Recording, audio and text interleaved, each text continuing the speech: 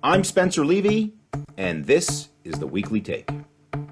We visited cities many times on our show, but now we explore urban real estate with a pair of thought leaders who each bring well-traveled experience and novel ideas to their views on metropolitan life. On this episode, an economist and an urbanist in a conversation about creativity and the future of cities. Whether you're an artist or a creative or a software developer, a computer scientist, or whatever, biotech person, yeah, we want to make money. Money's important. But we want to work on great projects with great people in great spaces and great places. That's Richard Florida, a best-selling author whose books include The Rise of the Creative Class and his most recent title, The New Urban Crisis. Richard is a professor at the University of Toronto's School of Cities and Rotman School of Management, and a distinguished fellow at NYU's Schack School of Real Estate. He is also the co-founder of CityLab and the founder of the Creative Class Group, a global consultancy. Richard Florida joins us from the sunny city of Miami Beach. Everybody kind of looks at the architecture and the built environment, but really the secret of the cities is the labor market. And it's not the buildings, it's the people.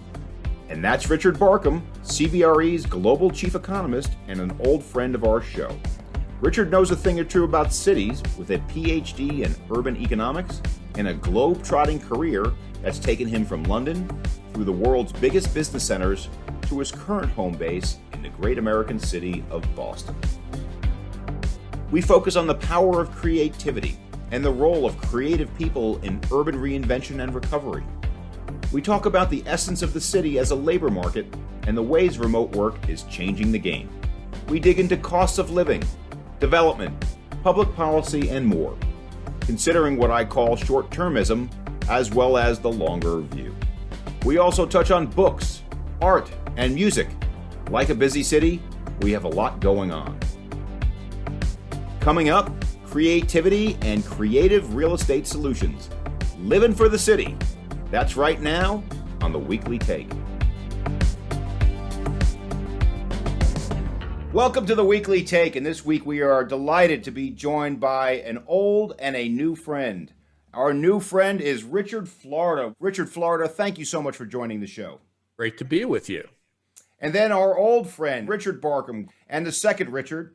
Richard Barkham, thank you for coming. Pleasure, Spence. Nice to see you again. Great to see you. So Richard Florida, let's start with you, and I may call you Florida just because we've got two Richards. So Richard Florida, you talked in 2002, your first book on the creative class, The Rise of the Creative Class, is now a classic, and you've had several follow-up books. But you talked about how it materially impacts urbanism and economics and development, the creative class. Tell us if your findings back in 2002 are still applicable today. You know, I think the general thesis holds, and I think is reinforced by the pandemic. And in that book, I kind of identified this group of people, about a third of the workforce, and in big cities and metro areas, as much as 40% or 50%, scientists, technologists, artists, entertainers, designers, managers, executives, professionals in law and healthcare, that are kind of the driving force of both innovation and productivity and the comeback. And I called them a new class. My editor actually made up that name, the creative class. A pretty smart guy, knows how to title books. Anyway, I remember talking to people and doing interviews. And this is now 20 years ago, folks. And here's what I heard. We want to work. We want to make money. Don't get me wrong. Whether you're an artist or a creative or a software developer, a computer scientist or whatever, biotech person. Yeah, we want to make money. Money's important. But we want to work on great projects with great people in great spaces and great places. I don't think that's changed. In fact, I think the pandemic, it's given the creative class, if you will, more choices and put a little bit more pressure on companies. It was no longer just about attracting businesses. You had to attract talent. You had to retain talent. It handed the creative class this kind of newfound leverage. And I think that's what we're going through. And what we're realizing is people have choices. We're realizing that we have choices. We can pick where we want to live, how we want to work, how we want to apportion our time. And what's interesting, Spencer and Richard, I wrote a book in 2008 called Who's Your City? And I said, where we live is the most important choice we make in our life. You know, my mom told me, the best choice I ever made was picking your dad. My dad said, get a good job. I worked in a factory. You don't want to have to work in a factory like me. Get a good education, get a good job. The choice of career is But what I argued is that where you live structures your choice of, like, it gives you access to people to date, it gives you access to job opportunities, but no one paid attention. Like, that book went over like a freaking Led Zeppelin, right? But now that's all people want to talk about. Like, where do I live? How do I live? Where should I go? Should I leave the city? Should I go to the suburbs? Should I go to a rural area? Should I go to a smaller city? So I think it's all come back around, and everything I've been doing seems to become, whether I'm right or wrong, at least what I've been doing seems to have become more important. Well, I'm glad you brought up the Led Zeppelin reference this early in the podcast, and I will just remind listeners that it was actually Keith Moon who coined the term, your band is going to go over like a Led Zeppelin. But Richard Barkham... One more thing on that before you get Richard. This is the important thing for everyone listening to podcasts. No, I didn't start out to be an academic. I started out with a vision to be a rock and roll guitar player. Like, that's what I was going to be the next Jimmy Page or Jeff Beck or Eric Clapton. Wasn't as good as Hendrix. So I will make multiple classic rock, blues rock references. Well, since you brought up Jimmy Page and Eric Clapton, I have to bring up the Jimi Hendrix story where they were sitting in the front row of a famous London arena and Hendrix played, and they said there were tears in the front row because they had met the master, Hendrix. So this one's to Jimi Hendrix. And with that Hendrix reference to you, Richard Barkham, what do you think about what Mr. Florida said, specifically what he said about places and spaces? This is all we've been talking about.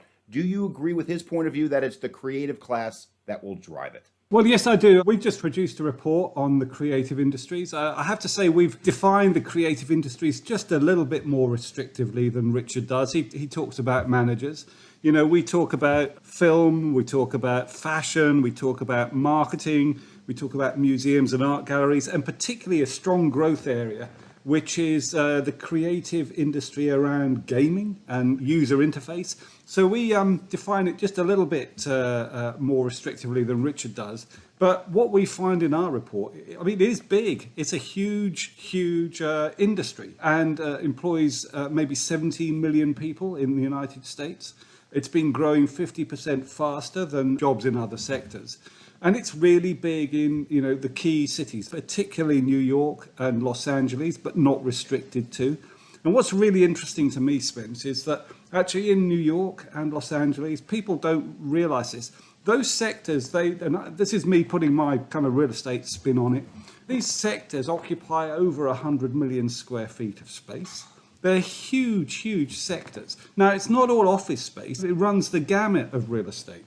You know, there's some office, some industrial, some retail that, you know, where the fashion industry locates. But do I think that they are important in the ongoing life of our major urban areas? Oh, absolutely I do. And I think when you're starting out in the creative industries, I mean, they offer great rewards, they offer great recognition, but the wages at the outset, it's a rocky career path. I think that the pandemic has, you know, to the extent that it's made our central areas a bit cheaper, it's given those creative, you know, workers an opportunity to go back. I mean, I've got friends who are actors in New York. You know, for the first time in 10 years, they can live down in the downtown area again. These are really big, important industries, and they have been knocked by COVID-19, no doubt about it, like all our big cities. But I think you know, there's opportunity there, and I think they'll be part of the recovery story. Let me build on that, Spence, just for a minute. You know, one thing we did in that book a long time ago is we actually broke out the creative class into two groups. I think where we're analogous on this, Richard B., is we call this the super creative core of the artists, the software folks, the gamers, the really super creatives. And then we called that other group the creative professional. And what linked them together was they all work with their mind rather than their hand. So anyway, spot on. The other thing is, of course, these are the most concentrated occupations in the universe. And we did a report during the beginning of the pandemic. And when you said they're kind of precarious, these occupations got whacked. We're talking about these core super creatives, the people in the arts and cultural industries and the people who support them, like the people supporting this podcast today. Talking about rates of unemployment that were 50%. Like because, you know, they're dependent upon performance venues and live performances. So they took a big whack. And I think you're right, Richard. I think you're right that the glimmer of hope in this, well, two, these are very resourceful people. Like, they will use their sweat equity, and they're the people who built cities and built places like downtown New York and built places like downtown LA. So they'll remake places. But I think the affordability reset is a net good thing. I think that cities, and you know this better than me, I think they became kind of dull. When you have Spike Lee writing about, New York's become boring, and David Byrne, I'm a big Talking Heads fan. They were my favorite band from that whole period. When you have David Byrne writing, the white 1% is taking over my city, I'll be out of here. You could see our big cities becoming kind of not that anymore. So I think if there's one little silver lining in this horrific pandemic, it's that we could see some realignment, like you said, and our urban centers could become a little bit, they're still very pricey. And the other thing is maybe Richard, you know this better than me, maybe if you can't put the retail in there and you're not getting the big, brand name, highfalutin retail places, or even the grab and go places don't want to be there, maybe some of those spaces could be turned over, not out of the goodness of their heart, but who else is going to go there to animate the streetscape? Maybe some of those spaces could be made available to artists. So I think that's the one little silver lining. In terms of urban resilience and long-term success, what we would identify is just flexibility. We need our policymakers and our planners just to be flexible at this time. And, if there's unused space in retail, then let's redeploy it elsewhere. Let's not get hung up on zoning. Not at this time. It's not the right thing. I'm going to go to a quote from Richard Florida about housing. Since you brought up housing and housing costs and housing flexibility, you said, quote, "We need to remake and reinvent the model." I presume that has been accelerated during the pandemic. What's your point of view, Richard Florida? It's funny talking to you guys who know so much more about real estate than I do, but, I'm on this call with all these big shots in New York City, and they're all gloom and doom, right? They're all like, nobody's downtown and everybody's leaving and they're going to the Hamptons and they're going to Hudson and they're moving to Miami. And I just had to say this, reinvent the model. I'm like, it's really hard for me to afford to live in New York City. And I have a best-selling book. I'm a university professor. I do consulting. I said, look at it this way. The problem in New York City is it still costs a lot of money. It's not that people don't want to be there. Like, if I could get a 4 or 5 bedroom townhouse, with a nice outdoor space for the same amount I'd spend for a house in Charlotte, I'm just making this up, but, Tampa, I'd move there and you would have like a run of people. Problem in New York or San Francisco is they're hella expensive. So, yeah, I think we got to remake the model. And part of that is build more. Look, we have a mantra of this coming from real smart economists like Ed Glazer and Joe Giorgio and the whole YIMBY movement. We got to build more. But I think the other thing is we built a lot in cities. If you look at a guy like Izzy Roman, who's a pretty good housing economist, he says we've built a lot in the exurbs. We've actually built not enough, but we built a lot. Look at New York. They say there's an oversupply. What is oversupplied? Luxury housing for freaking oligarchs. And I think we've got to figure out a way, which might mean some government flexibility in zoning and housing and some support to make housing more affordable, because it's not like the 1% can fill up a city. Well, I love your term YIMBYs, because I always use the term NIMBYs about why we don't build. I think that the affordable housing crisis is the single most human-made crisis of all time. But if they had better zoning laws like they just changed in Sacramento, where they now allow you to build multi-tenant, multi-floor in a single-tenant location, Minneapolis did it prior, maybe that is one of several solutions to the housing crisis. But Richard, let's go back to you for a moment, and I will also go back, Richard Barkham, and I will go back to Richard Florida's reference to the Talking Heads. I think what Richard Florida is suggesting is that nobody is burning down the house of New York, and this must be the place. Do you agree? Well, yes, I do. I mean, I think I'm probably the who of this particular conversation, given your fame and Richard's fame. But I don't think anybody is burning down the house. If I'm interpreting you correctly, the big cities are going to bounce back, and the kind of secret of the cities, everybody kind of looks at the art and the architecture and the built environment, but really the secret of the cities is the labour market. More than anything, and Richard's referred to this as well, both in LA and New York, you've got literally millions of people in the creative industries. And what that allows is the, intense specialization, hyper entrepreneurialism. In these cities, they've got a fabulous ability to bounce back after a crisis, and it's all in the labour market. What's really interesting to me is that, even after the Second World War, where 25% of London was levelled by Nazi bombs, London bounced back and, began an ascent, into a kind of a global capital. So it's cities, and it's not the buildings, it's the people, and it's the skills, and it's the entrepreneurship. And New York and Los Angeles, fabulously entrepreneurial, particularly in the creative industries. And that, of course, they're going to bounce back. Going back to London, there's this great study done. I wrote about it at City Lab. This is like in the 16th, 17th, 18th century. And they looked at creatives. And what they found is if you looked at writers in particular, their productivity when they moved to London went up, no matter who they were. So what's interesting about cities is they add productivity to talented and creative people because I think they motivate them, competition, and I think they allow them to collaborate and learn. They learn from the scene around them. The buildings get reused. It's really interesting you mentioned that. Like those old buildings in London, or I know New York better because I'm from Newark, New Jersey. Those old buildings in Soho, when I was a kid, those were industrial buildings. The artists were squatting in them. Think about this. The artists were literally living in them illegally and hooking up plumbing and electricity. And the city policymakers were trying to throw them out, like get these squatter artists out.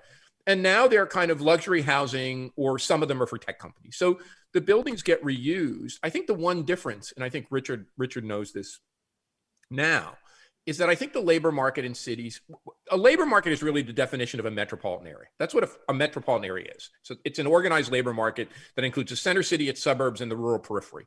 That commuting shed makes up a metropolitan area.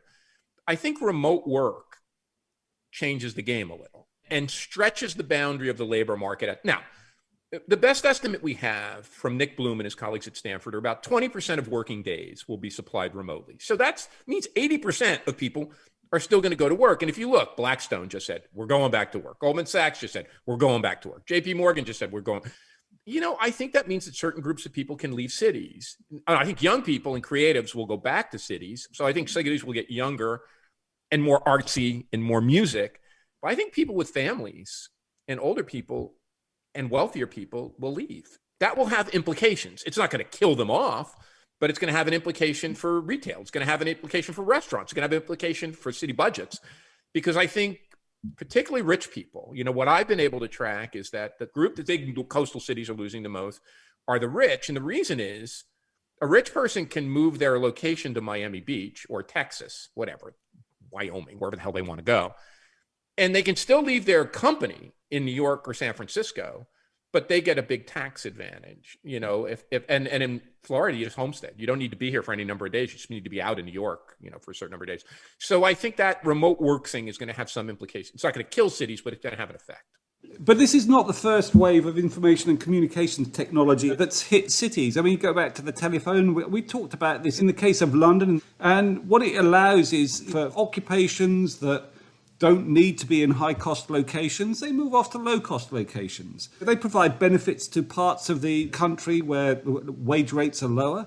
And what actually ultimately it does, as you shift out the jobs that don't need to be there because it's too expensive, you end up actually strengthening the city core because the costs don't accelerate as much as they would, and that allows kind of more creatives to move in. And you might be looking at some sort of dispersal of talent, but history doesn't say that. History says that talent will continue to flood in and benefit from what we in the business call these really powerful agglomeration effects. I mean, I think you're right. And I think you said it better than anyone. When I've talked to everybody about this, I think the rebalancing, you nailed it.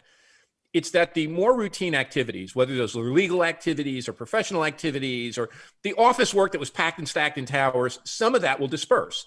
And I think you nailed it. What comes back to cities is the truly creative and innovative work. That, in fact, cities become more specialized in the things cities should do. And other work that's fine in cities, but can be done in an outlying area. And by the way, Spencer, when I wrote Rise of the Creative Class, that was provoked by just these kind of arguments that Tom Friedman and others were making at the time that the world is flat, that internet and telecommunications technology and transportation technology would let the world spread apart. And I said, no. The world is actually becoming more concentrated. But I think Barkham has made the fundamental contribution here that even with this wave of even better technologies, the specialization, I want to focus on that word, the specialization of cities in these highly creative and innovative activities becomes even more, and in a way, cities become better at what they should do. I love that term, Richard. Well, talking about the dispersion for a moment, let me talk about the new kids on the block, with apologies to Talking Head because they did not rise to that level. The new kids on the block are Austin, Texas, Nashville, Denver, Raleigh, Tampa, Orlando, and increasingly Miami. These new kids on the block particularly Austin, is in every conversation. In fact, Austin came in number one in our most recent America's Intentions Investor Survey. So, Richard, Austin versus New York and San Francisco. What's your point of view?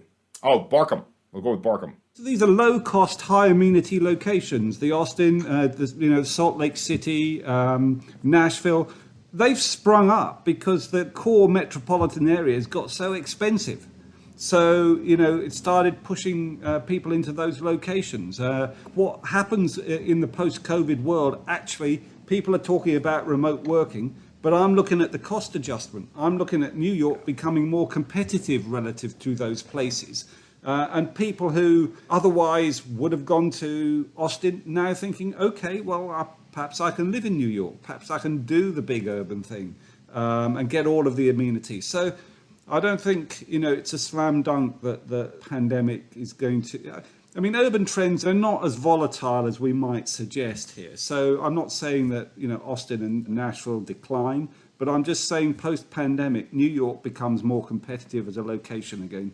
I've studied Austin in great detail. Back in 1998, when I started to write Rise of the Creative Class, guess what was the top destination for Carnegie Mellon engineers? Austin, Texas. That book is really, when you read it, it's a comparison of why our kids in Carnegie Mellon weren't staying in Pittsburgh and why they were going to Austin. Overall, when we ranked innovation and tech hubs, San Francisco was first, Austin was second. Austin has been building this economy for 40 years. Austin Chamber of Commerce was going on missions to attract, trade missions to attract companies from the Valley. So I think it's the cities you mentioned. We could add Toronto, Austin, Nashville, Denver, Boston, Washington, D.C., Philadelphia, Indianapolis, Columbus, Nashville, and a few more. So the rise of the rest is happening, but it's not an infinite list of cities, and then you throw in a Boulder, a Bozeman, a Jackson Hole, a Salt Lake City. And when we looked at the data, we looked very closely at this data of startup hubs.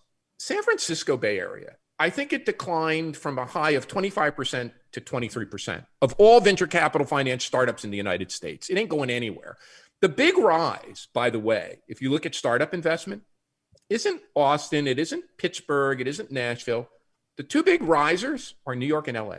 If you actually look at the data on where startups and venture investment has gone, the big gainers are New York City and LA. But you mentioned Miami, a city I know well and I live part-time in. If you asked me 5 years ago, would this be happening in Miami? I would have said no way. Something different is going on in Miami, and I've been grappling with it. And I think I have a theory of the case. I don't think Miami is a new tech hub, although it's increased its startup investment. It's now roughly at the level of an Austin. I think what's driving Miami is not just taxes and weather. Here's my hypothesis, that people are coming to Miami, a lot of risk-taking people, a lot of finance people, hedge fund people, investment bankers, a lot of real estate developers, and a lot of entrepreneurs and venture capitalists who like risk. Those people don't like to be told what to do. They hate restrictions. They hate being told that their kids can't show up to school. Where I see this, Spencer and Richard, is the migration of Torontonians. I live in Toronto. There are Torontonians coming to Miami, buying houses and condos like they're flying off the shelf because they're just pissed off at the restrictions in Toronto. So I think part of what's happening in these Sunbelt locations, when you look at it, Texas and Florida, it's not just taxes. It's people saying, the Elon Musks of the world, the Peter Thiels of the world, the hedge fund guys of the world. They're saying, if I move to Florida or Texas, I'm not only going to save a bundle on taxes, I can live my life. I can socialize. I can conduct business meetings. I can send my kids to school in a relative, at least for a few years. And if I think the virus is seasonal and this may happen again, I'm hedging. So I think there's something, and there's a big new study. I can go on and on about this. Big new study that just came out when they looked at this migration moves, and the data is not perfect and it's moving van data, but they looked at the factors and they had a stringency index. And what they found is that people were moving from more stringent places, people that were more restrictive, had better public health measures, damped down the virus, to less stringent places. And I think that's because Americans are nuts, and particularly risk-taking Americans are crazy. They don't like to be told what to do, and they want to live their lives the way they want to live. I don't know if I agree with that, but I think that's what's happening. Let me push that from an international perspective, because I think it's fair to say that countries in Asia, China, South Korea, but also in Pan-Pacific and Australia, did a way better job than the United States in controlling the virus. And they're going back to the office. But what you're suggesting, Richard Florida, is that there's permanent damage from this stringency element because it kind of opened people's eyes. Say, wow, I'm going to be restricted here, irrespective of weather, irrespective of cost. Richard Barkham, do you have a point of view on the permanency of the potential damage from stringency? I think that'll be short term. If you look at the history of cities, I mean, there's nothing more stringent, as I mentioned earlier, than having 25% of your stock bombed in the Second World War. But by and large, cities bounce back quite quickly. I think Richard's exactly right. He's nailed it in exactly what's going on. The broader point, though, that we're banging on about here is, cities have to look at their policy mix, really. And it's not just kind of stringency, it's a whole set of things that cities have to balance the amenity set, they have to balance the tax rates, because they'll look at the costs and benefits of locating. The US is a very fluid labour market, and if the costs move up and move out of line in an area, people will go to other areas. I think the U.S. is, going back to your point, Spence, I think the U.S. is a big beneficiary of this. And I sound like an ugly American saying that. So I don't, and I saw what Trump was doing and how he's driving away global talent, and I live in Toronto. So, Toronto was attracting talent. I think the COVID pandemic has turned the tables. And I think the United States becomes a real magnet for talent. In Toronto, you can't visit your family. You can't visit your family. I can't see my in-laws. They can't come to visit us. If I go, I got to do a 2-week quarantine and go to a lovely COVID hotel. If that lasts, people are going to make a calculation like, where can I live a life and be engaged with the world? Now, I agree with Richard. That will go away. The question is, how long does it take? Is this virus seasonal? Does it flare up in the fall? Do schools get closed again in the fall? The longer it goes on, the longer it tilts the tables. And I love Sydney and I love Melbourne. How do you live there? I mean, how do you conduct business? How do you do global business? Now out of New York, people are traveling again. People are getting back to business. I gave a talk to a group of CIOs who were meeting in Dallas. I came in on Zoom, but they were meeting. People in Miami are meeting. So yeah, I think it bounces back, but I think it tilts the table. And I think for New York, if you're going to run a global headquarters, how do you run a global headquarters out of a place where you can't travel? So you're going to have to redeploy people one way or another. But, and here's the thing. Is it a big amount? No. But in Toronto, we have an artificial intelligence industry. It's one of the best in the world. Why do we have that industry? There was a British guy named Geoffrey Hinton. Geoffrey Hinton was teaching at Carnegie Mellon, where I taught for 20 years. Geoffrey Hinton was a left-leaning progressive academic. He hated Ronald Reagan, and he hated Defense Department funding of research. So he said, screw it, one day, I'm going to Canada. And this one guy, built the whole artificial intelligence industry in Toronto, and all of his students throughout Canada is why Canada is a world leader in machine learning and all this stuff. I'm not saying that one person, but at the margin, 10, 20, 30, 40 people, you can shift the nature of economic competition. And I think this open environment, which looks so terrible and so dumb and was in many ways cost many lives, tilts the tables for talent towards the United States and its big cities. I can't see any other thing but. Well, I'll make 2 points there. One, that you sound very similar to what I heard Parag Khanna talking about when he talked about how the world was going to become more regional, and maybe the U.S. is a net beneficiary. When I say regional, I actually include Canada, U.S., Mexico as being more resilient than globalism, and this is a debate that Richard and I have had. So, Richard, I'll turn to you then on that globalism point, the Khanna point about the world becoming more regional as a result of the pandemic. What's your point of view?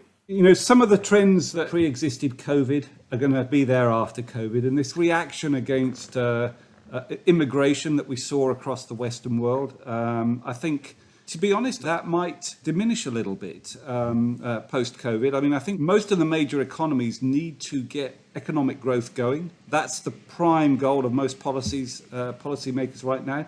The controls on immigration, whatever you think about them, they cause problems for the economy. So I could see some of those, the return to a higher level of immigration, coming about post-COVID because of the need for economic growth. As we've pointed out, because of the rewards that the US economy can give to people, particularly enterprising people and skilled people, then that does favor the United States. I think Richard Florida. I like Parag a lot, and I think he's right about the regional economy for good and bad. But the problem is, if I look at it, it's Canada. I mean, the US has been pushing to reopen the border, and Canada's been very resistant to this. It's nuts. And I think, look, Canada's going to get with it. They're having a hard time with the pandemic now. But regionalism matters. What worries me about this regional approach is that you can already see this kind of China-Western conflict. And I think Parag's very sensitive to this because he's kind of an Asian North American guy and very smart about this. You really don't want to see this thing flare up. I mean, this would be really ugly and really terrible. And I think we're so interconnected that won't happen. But I worry now that we're starting to see, and this was happening before the pandemic, this idea that it's the West versus China, that somehow China is a bad actor, and so on and so forth. And I think that's what would keep me up at night. Some kind of big conflict between the West and China. I think we're smart enough to avoid it, but that regionalism, that's what worries me in that. I want to go back to something you mentioned earlier, Richard Florida, and I like Richard Barkham's point of view on this as well, because I'm going to respectfully disagree with you. Because I think that we are suffering today a little bit from short-termism. And what do I mean by short-termism? I mean that KPMG came out with a study in August of 2020, which essentially said that 70% of CEOs believe they're going to use less office space and they're going to work from home more. Fast forward to March of 2021, the same KPMG study, the same CEOs, that 70% fell to 17%. So I'm questioning the data. I am more optimistic because I see that 2020's forecasts and surveys, much of it was motivated by, dare I say it, fear. And now it's motivated more by a clearer view of the world and optimism. What's your point of view, Richard Barkham? I do think you've got to be very careful with this survey data. I mean, people tend to reply, they kind of feed back what they're hearing in the media. It's interesting and it's relevant, but I think it might be short-term in nature. I think the need for the broader creative class, the office-using class to collaborate, and the kind of benefits that come from accidental meetings in the office. I myself believe that the death of the office story, for lack of a better word, is way overstated. To riff on what you've been saying, the song remains the same. Well, this must be the place then in New York. I think the office is, you said this, Richard, so well. I think if you look at the central business district, it was a product of the Industrial Revolution, really. And like the giant factory complexes were a place you stacked up, workers, factory workers. The office complexes were a place you packed and stacked information processing and office functions. In the modern terms, you plugged your computer in and you went to work in your cubicle. I think that the office will be much more a place for social context and social interaction and collaboration. It's not going to be a place you just go and plug your laptop in and work in isolation. It's funny. I was thinking about this today. Jane Jacobs, the great Jane Jacobs, before she wrote The Death and Life of Great American Cities, the essay she wrote in 1950-something was called Downtowns Are for People. Downtowns aren't for office functionaries. Downtowns are for people. And I think that's what they become. They become less central business districts and more these kind of networking, collaboration, social interaction zones that are more about live work, that are rebuilt in a way, just like you mentioned, like the areas of London. Like Soho, which used to be an industrial district, is now a kind of live, work, play office area. I think the central business districts adapt at the margin. Of course, there's going to be lots of offices and lots of law firms and finance firms and tech firms. But I think they adjust at the margin, and they're less about, commuting an hour or 90 minutes and plugging your laptop in, and much more about a place that people go to interact and build context and mentor one another and work with one another. So I think that adjustment takes place over time. Well, I think that adjustment's already happening, if I mention just very quickly. Even in Miami, where you're sitting right now, Richard, Florida, if you go to the Wynwood section where they hold Art Basel, that is where you're seeing a lot of the new live, work, play development. Not dissimilar to what you're seeing in Chicago in the Fulton Market, or LA in the Arts District, or Milwaukee in the Third Ward, or Baltimore in the East Harbor. The cities are reinventing themselves in these Soho-like live, work, play neighborhoods. Richard Barkham, you were going to jump in. Yeah, and I was just going to say this is the key to it. Well, it's flexibility within the built fabric. It really is. And, going back to kind of my alma mater, if you like, London, you've got the Georgian house, which kind of started back in the 18th and 19th century as a single-family home. In the Second World War, it became an office. It was blisteringly successful as an office for 40 or 50 years.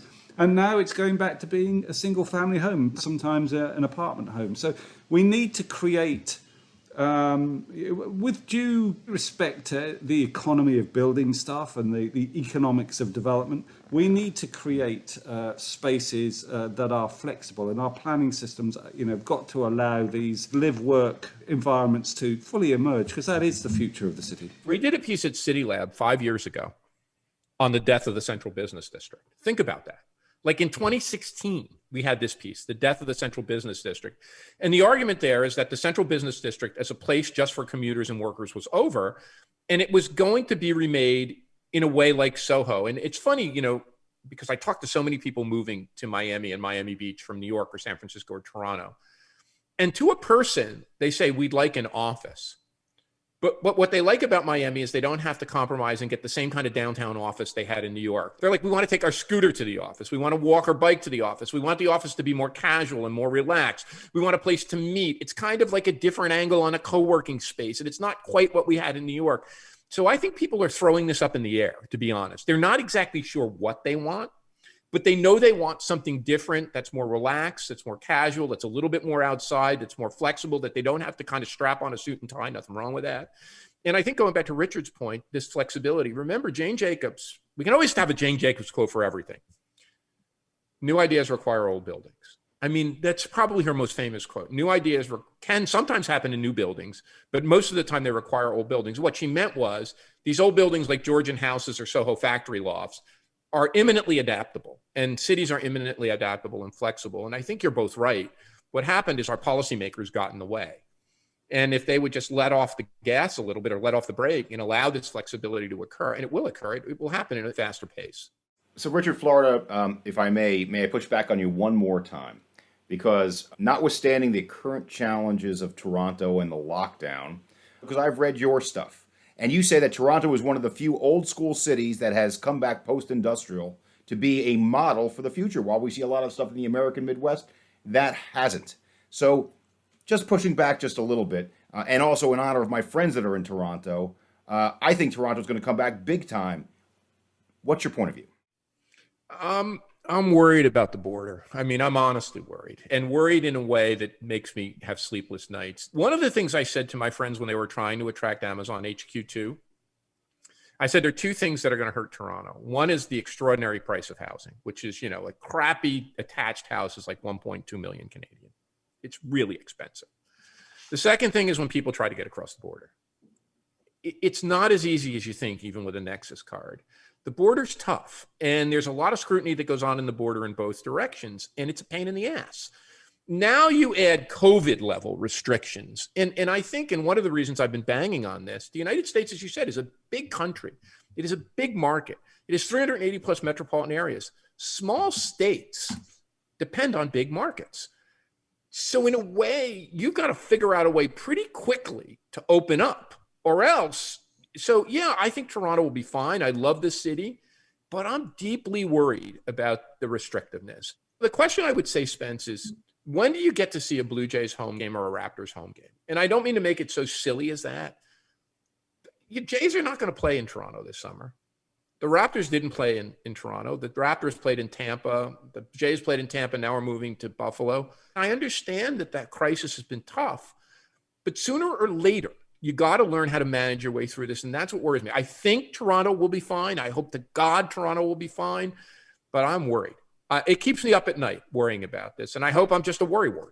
One thing we should just keep in mind, we've been held back in the developed world, not particularly in the States, but elsewhere by lack of vaccine. Yes. By July, we'll be swimming in the stuff. Let's hope. There's huge production of the vaccine underway. So a lot of the restrictions that we've been talking about will disappear much more quickly than we've been thinking. But let's hope to God, and let's create incentives for people to take it. Like, let's make a vaccine passport. You're not going to a ball game without a vaccine. I hate to be a pain in the ass. Kids aren't going to public school if you don't get vaccinated. Let's be a little bit hard-nosed about this stuff. Okay, so we're talking about tough stuff, and there's some negative news out there or negative thoughts, but I want 1 minute of positive. What makes you most optimistic for the next couple of years about the urban environment, despite some of the challenges we're facing, starting with you, Richard Barkham? Global growth. The US economy, if we're right, will expand by 7% this year and maybe 5% next year. If you add some inflation on that, the size of the US economy likely to be 15 or 16% bigger in 2 years' time. And cities flourish when the national economy is bouncing back. It's difficult to get city growth without national economic growth. That's, I think, what makes me optimistic about the future, at least the medium term. Richard, Florida, most optimistic thought for the next couple of years? We come out of this with a much better world, and a much better world, particularly in the advanced countries. The workplaces get better.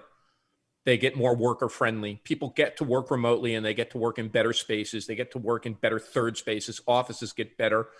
I think cities, as Richard Barkham said, become more creative and more affordable, and actually working people and artists may be able to live there again. But I think the big one is we have a chance to really remake the suburbs and rural areas into something good. I mean, when I was a kid teaching at Carnegie Mellon, we had this great, now deceased, South African urban designer called David Lewis.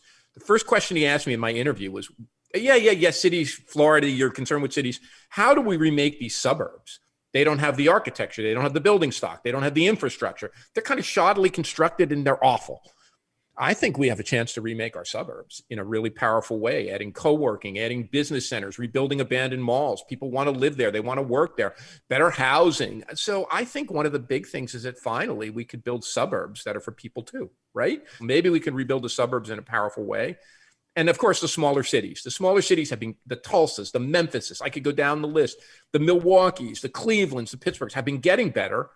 I think we could see a real renaissance. They're never going to be New York or San Francisco or LA, but they can be spectacular places. So that's what makes me optimistic, this general rebirth and revitalization of all kinds of places.